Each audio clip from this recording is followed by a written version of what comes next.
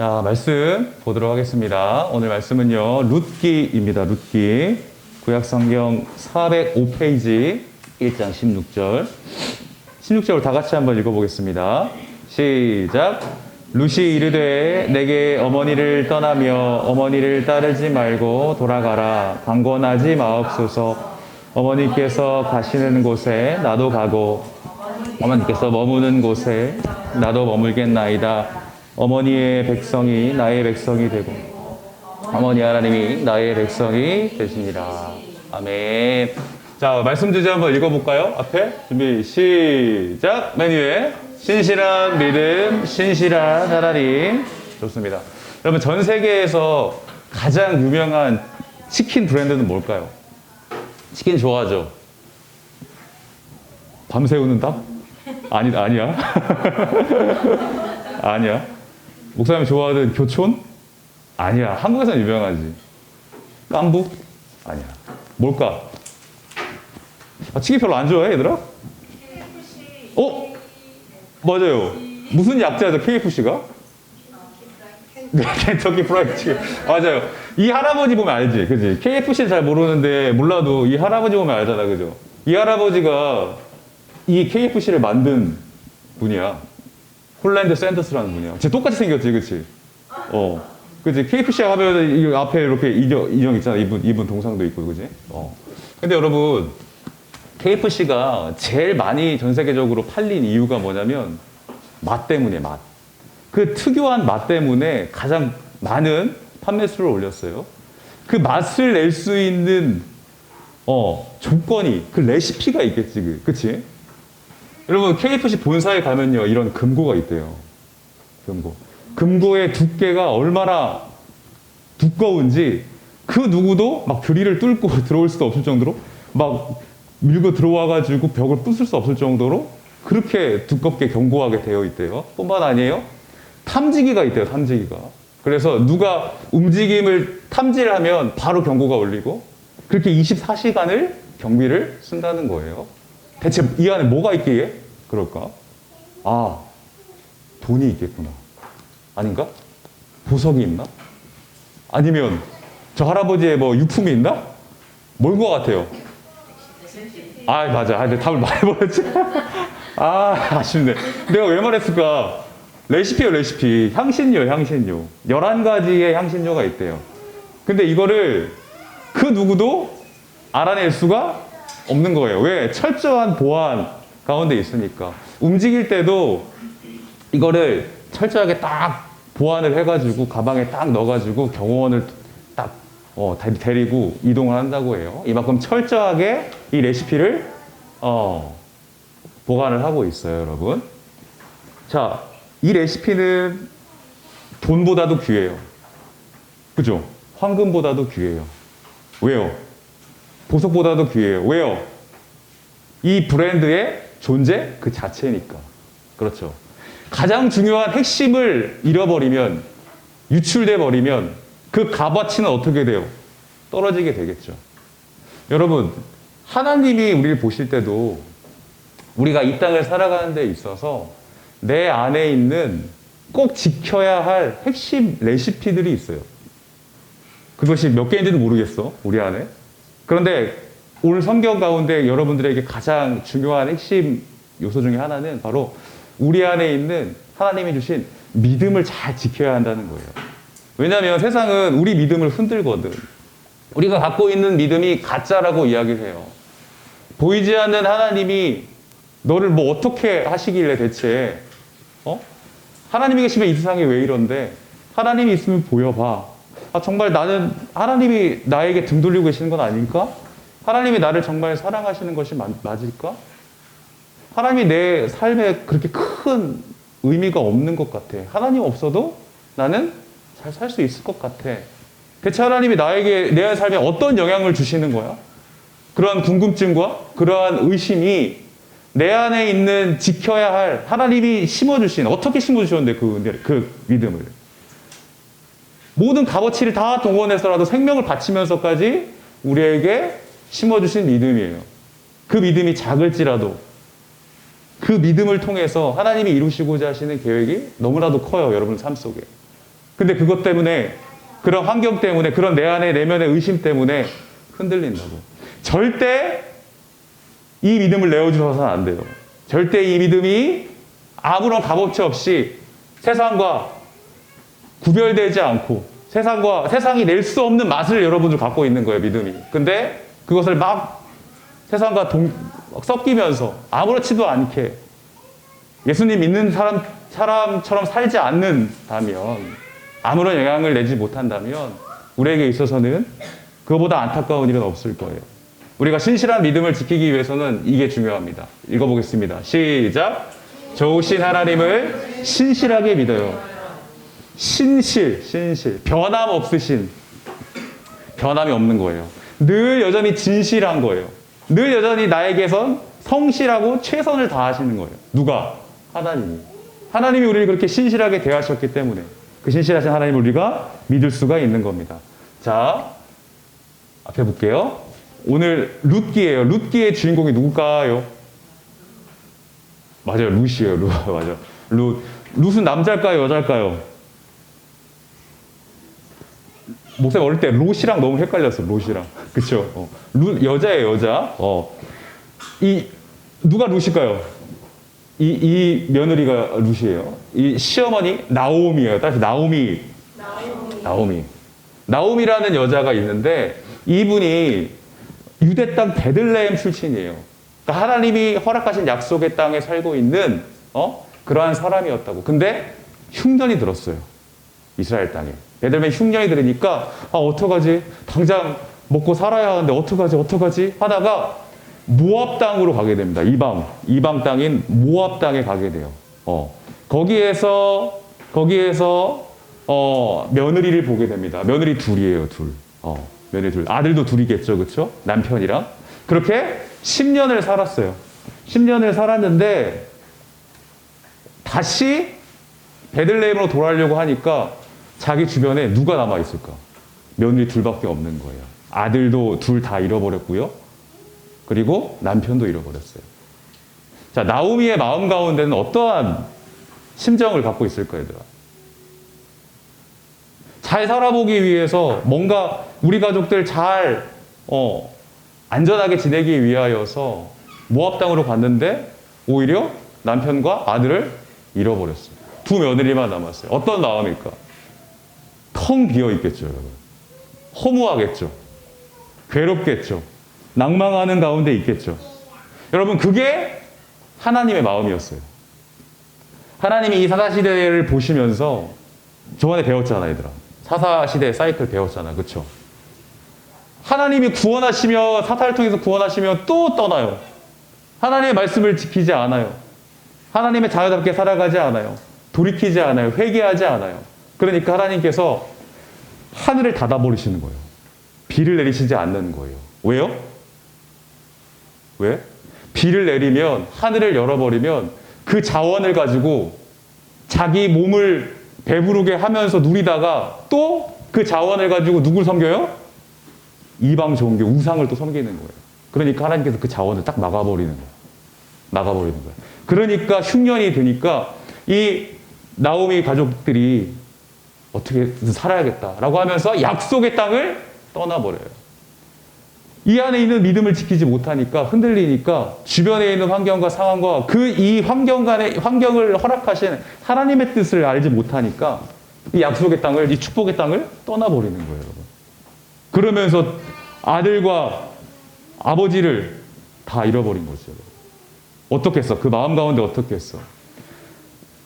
하나님께서 흉년을 내신 거는 그들이 모자라서 괴로운 것이 아니라 말씀이 없기 때문에, 말씀을 듣지 않기 때문에 그 흉년이 곧 말씀의 메마름을 이야기하는 그 메마른 시대를 지금 하나님께서 이 시대를 통해서 보여주고 있는 거예요.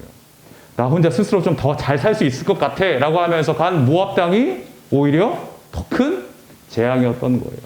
우리도 마찬가지예요, 여러분. 내 안에 뭔가 잃어버린 것 같아. 뭔가 채워야 되는데 뭔가 텅 비어 있는 것 같아. 그래서 대신 이 채워짐을 누리기 위하여서 다른 대체품을 막 찾기 시작하는 거예요. 누구나 다 그래요. 하나님 말씀으로만 되어지지 않으면, 그 안에 우리가 머물지 않으면, 다른 어떤 그것 이상으로 채워줄 수 있는 것들을 막 내 안에 막 채워 넣기를 원해. 그리고 다른 것에 막 기웃기웃거리는 거예요. 나를 재밌게 해주는 건 없나? 나를 위안해 주는 건 없나? 나를 힘있게 해주는 건 없나? 더 나아가서 뭐예요? 나를 구원해 줄 것은 없나? 나를 구원해 줄 존재는 없나? 이렇게까지 가는 거야. 그러나 말씀을 떠나서는 참 만족이 없다라고 하는 것을 지금 보여주고 있는 겁니다. 10년이나 지났어요. 나오미는 지칠 대로 지쳤어요. 그래서 오히려 이렇게 얘기하는 거예요. 내 이름 나오미잖아요. 희락이라는 의미예요. 기쁨이라는 의미예요. 근데 나 나오미라고 하지 마세요. 마라라고 하세요. 나를 앞으로 강마라라고 부르세요, 여러분. 나는 마라는 고통이에요. 강고통이에요. 강절망이에요, 여러분.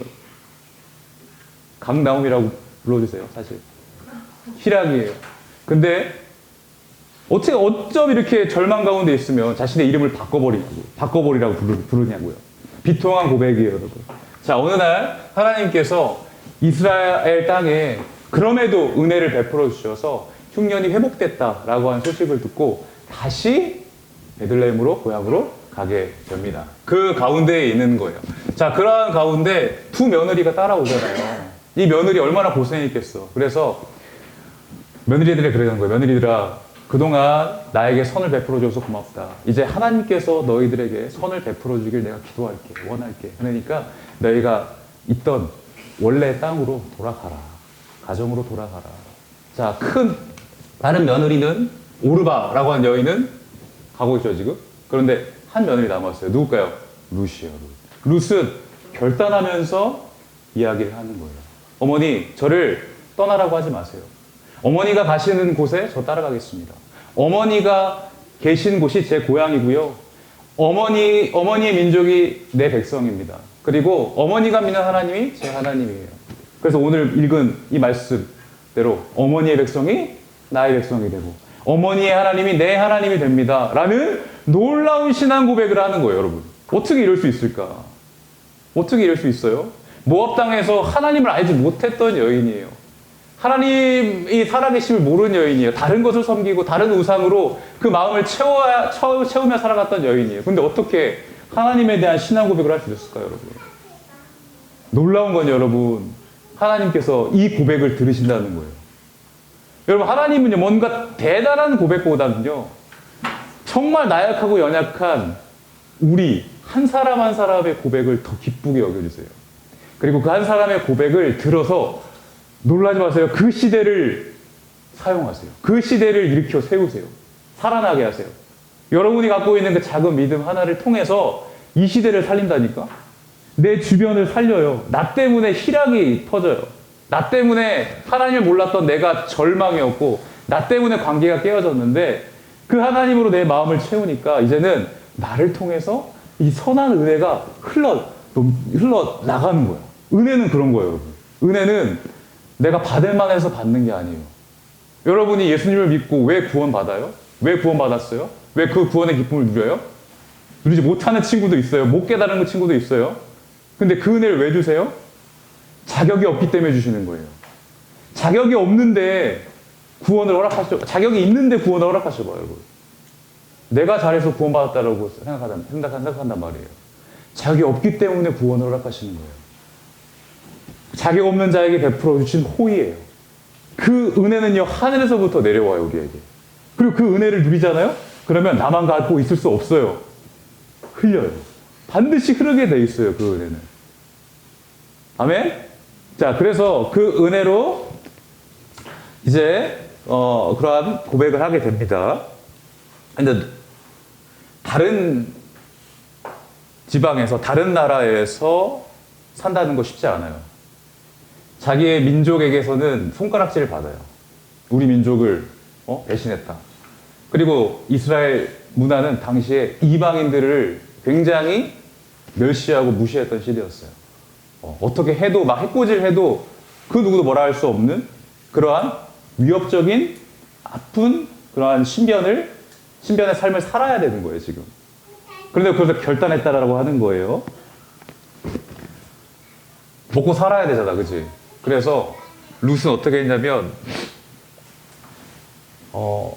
밭에 가서 남들이 잘 갖고 놓은 추수대에 이제 가서 밭에 추수대에 가가지고 이삭을 줍는 거예요. 떨어진 이삭을 줍는 거예요. 곡식을 줍는 거예요. 자, 이렇게 곡식을 주어요. 왜 남의 밭에서 곡식을 주어요? 그때 하나님 말씀 율법엔 그렇게 지정되어 있거든. 과부와 고아와 이방인을 위해서 추수할 때 모든 걸 다 걷어가지 마. 떨어뜨려. 밭 모퉁이에 떨어뜨려. 곡식을 일부러 남겨놔. 그러면 그거를 고아, 과부, 이방인이 와서 주어서 가져갈 수 있게. 하나님의 법이 이방인과 과부와 고아를 위한 배려였어요. 은혜였어요. 은혜의 법이었어요. 그래서 그렇게 줍고 있는 거예요. 그런데 이상하게 한 사람이 와서 룻을 이렇게 주목하게 됩니다. 이 사람은 누구냐면 따라해봅시다. 보아스. 알고 봤더니 나오미의 먼 친척이에요. 친척이에요, 친척. 자, 근데 이 여인이 너무 성실하게 매일 꼬박꼬박 와가지고 이렇게 이삭을 줍고 있거든? 곡식을 줍고 있거든? 하인한테 물었어. 저 여인은 어떤 여인이냐? 하인이 이러이러해서 이렇게 해서 온 여인입니다라는 얘기를 한 거예요. 아, 그렇구나. 나름대로 감동을 받은 것 같아. 그러면서 룻에게 그러는 거예요. 룻아, 너에게 이러한 제안을 할게. 이 밭에서 넘어가지 마. 다른 밭 가지 마. 다른 밭에 가면 오히려 네가 해코지를 당할 수 있으니까 너의 신분으로는 보호를 받을 수 없으니까 여기서 마음껏 가져가. 그리고 하인들이 먹는 음식과 물까지 같이 먹어. 괜찮아. 라고 하면서 몰래 다 버려라잉. 다 남겨라잉. 하면서 일부러 막 버려라잉. 하면서 종들한테 막 버리게. 풍성하게 왔겠지. 자, 이 모습을 보면서 나오미가 그런 얘기를 하는 거예요. 아, 보아스가 너를 마음에 두고 있는 것 같다. 그러니까 너는 보아스에게 잘 얘기를 해서, 보아스는 우리의 어차피 그 친척이야. 친척이기 때문에 우리의 땅을 이어갈 수 있는, 우리의 자손을 이어가게 해줄 수 있는 그러한 권한을 갖고 있어. 그러니까 보아스와 한번 잘 해봐. 말은 쉽지. 굉장히 어려운 거예요. 그 당시에는 형제가 죽으면 그 다른 형제를 위해서 대신 결혼을 해서 자녀를 낳아줘야 하는 계대 결혼법이라는 것이 있었어. 그런데 친가족이 아니잖아. 먼 친척이잖아. 그러니까 결혼할 필요가 없다고.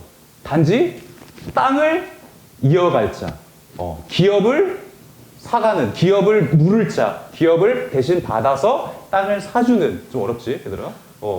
그러한 제도예요. 그쵸? 그러한 제도야. 그래서 봉양을 해야 되는 권한이 있는 거야. 봉양을 해야 돼요.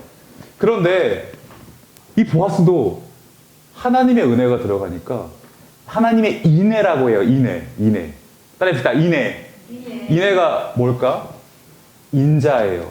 인정이에요. 은혜예요. 풍성함이에요. 이 인애라는 단어 여러분 주목해야 돼요. 룻의 인애가 나오미를 살려요. 룻의 인애가 공허한 나오미의 마음을 채우는 역할을 해요. 뿐만 아니에요. 보아스의 은혜가 룻과 나오미를 감싸게 되는 거예요. 그러면서 여러분, 그렇게 인애가 넘치니까 어떻게 된 줄 알아요, 여러분? 딴따라단 결혼을 하게 됩니다. 결혼할 필요 있어요, 없어요? 없어요. 근데 안 해도 될 것을 해요. 왜? 그러한 책임감을 가지고, 아, 룻에게 정말 반하긴 반했나 보다. 이렇게만 생각할 수는 없어요, 여러분. 이 룻을 통해서 하나님이 부어주시는 은혜를 이 사람은 감지를 한 거예요. 여러분, 그러니까 이런 남자를 만나야 돼. 알았죠? 겉모습만 멋진 그러한 사람 만나지 말고, 하나님이 정말, 하나님의 은혜가 넘치나, 하나님의 은혜가 이 사람을 통해서 주변에 퍼지는 건가, 퍼지고 있나, 좋은 선한 영향을 미치고 있나, 이런 매력적인 사람을 만났으면 좋겠어요, 여러분. 자, 그리고 나서 아이를 낳게 됩니다. 이 아이의 이름은 뭐냐면, 따라해봅시다. 오벳. 목사님이 이렇게 외치라고 하는 이름은요, 너무나도 중요해요. 왜? 하나님이 이스라엘 백성들을 구원하시기 위하여서 구원을 허락하시는 그 구속사에서, 관점에서 이 가정은 너무나도 중요한 역할을 갖고 있거든요. 이 오벳은요, 여러분, 약속의 아들이에요. 나오미는요, 이스라엘을 대표해요. 이스라엘. 그런데 이스라엘이 어때요? 마음이 텅 비어 있어요. 아무런 희망이 없어요. 소망이 없어요. 자, 그러한 가운데에 하나님이 무엇을 주세요? 인애를 내리셔서 뭘 주세요? 오벳을 주세요. 이 오벳은 뭐예요, 그러면? 약속의 보증이에요. 내가 너희 민족을 반드시 구원할 거야. 내가 이 아이를 통해서 그 구원의 씨를 계속적으로 이어나가서 이 나라를 일으키고 나중에 또 하나님 나라를 일으킬 그 메시아를 보낼 거야 라고 하는 약속의 보증인 거예요. 이 오벳은요, 나중에 오벳의 씨에서 누가 태어나게 해요? 누가 태어나게 해요? 다음 주에 배울 물맷돌을 던질 누구야? 누구예요? 다윗이에요. 다윗의 조상이에요. 다윗의 씨에서 또 누가 나와요? 예수님이 나옵니다. 오벳이 없었으면 이스라엘을 구원할 구원의 씨가 메마르는 거예요. 이러한 시대였어요. 근데 하나님이 이 약속의 아들을 주기 시작합니다. 여러분, 말씀을 마칠게요. 한 사람의 인애가 그 가정을 살려요. 보아스의 인애가 그 가정을 살려요. 보아스는요, 여러분, 우리 예수님과 같아요. 우리 예수님의 모습을 가지셨어요, 여러분. 기업 물을 자이신 예수님. 말이 어렵죠?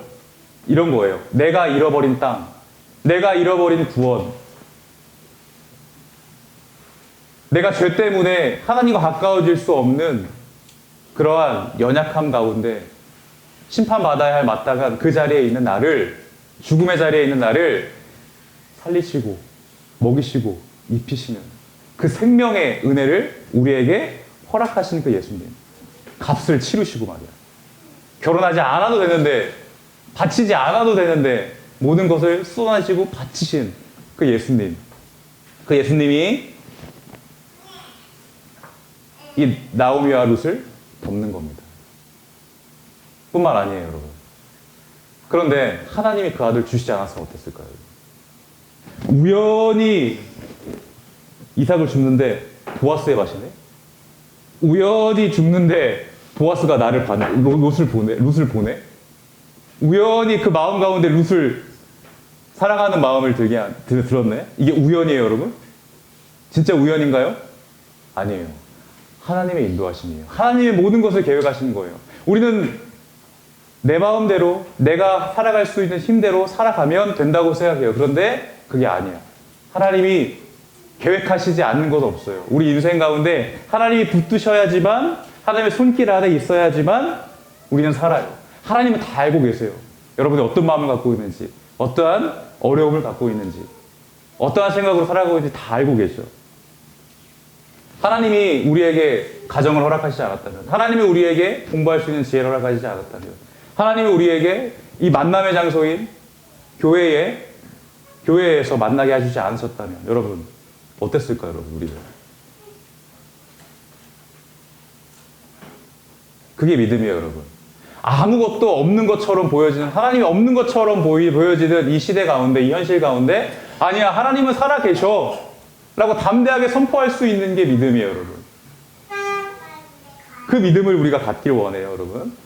그 믿음을 갖길 원합니다. 읽어보겠습니다. 시작. 어머니의 백성이 나의 백성이 되고 어머니의 하나님이 나의 하나님이 되시리니. 맞아요, 여러분. 우리 하나님이 되셔야 됩니다. 여러분 한 사람 한 사람에게 꼭 필요한 신앙 고백이 되기를 소망합니다. 기도합니다. 하나님 감사합니다. 오늘 우리에게 주신 이 귀한 말씀이 우리 친구들에게 가득히 채워주시는 역사가 있게 하옵소서. 내 마음이 공허합니다. 하나님, 세상의 것으로 내 마음을 채우고자 하고 다른 것을 의지하고자 하는 내 마음이 있습니다. 우리의 믿음을 흔들리게 하는 그러한 여러 가지 요건들이 있습니다. 하나님, 그 안에서도 하나님 우리가 끝까지 믿음 더욱 지킬 수 있게 은혜를 허락하여 주시옵소서. 그 누구도 훔쳐갈 수 없는, 그 누구도 방해할 수 없는 그 굳건한 믿음을 우리 친구들이 갖고 이 세상을 살아갈 때에 하나님, 그 믿음이 우리를 살리고 또한 그 믿음이 우리 교회를 살리고 그 믿음이 내 주변에 있는 친구를 살릴 수 있는, 이 시대를 살릴 수 있는 그러한 복된 은혜를, 그 복된 손길을 하나님 내려주시기를 간절히 소망합니다. 이 모든 말씀 예수님의 이름으로 기도드리옵나이다. 아멘.